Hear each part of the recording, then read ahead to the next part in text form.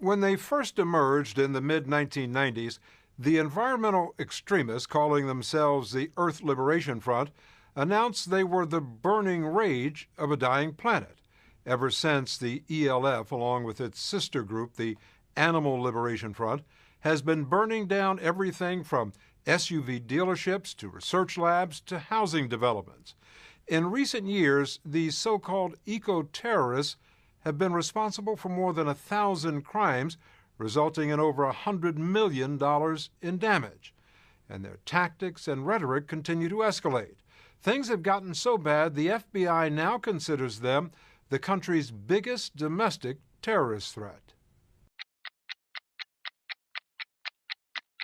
On the night of the arson, they put on their masks and then placed the 5-gallon fuel containers and activated the timing devices.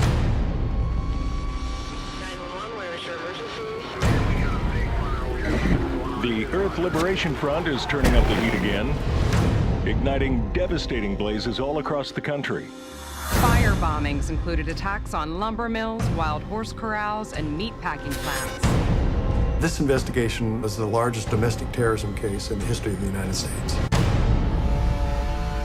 Sometimes when you see things you love being destroyed, you just want to destroy those things. I was like, man, this is butchered. It made me think, like, why are we being so gentle?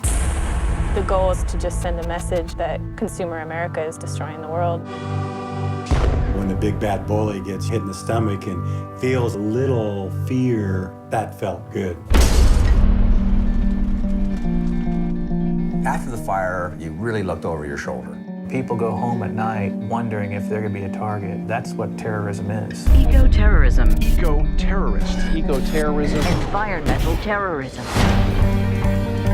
The police were amping up their presence, and people's views got hardened. This is what we want you to do. We want you to wear a wire. You don't have to be Bonnie and Clyde to be a bank robber, and you don't have to be Al-Qaeda to be a terrorist.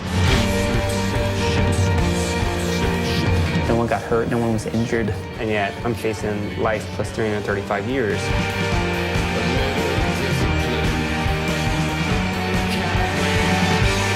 I'm not suggesting that the path of destruction is the right path.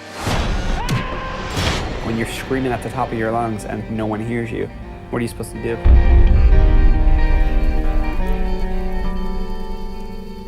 The old adage that one man's terrorist is another man's freedom fighter is true. The FBI and other law enforcement agencies are also looking at what works. They're winning longer prison sentences for convicted eco-terrorists, and they're pushing legislation in Congress that would make it a crime to threaten violence against any person or institution that uses animals to do business.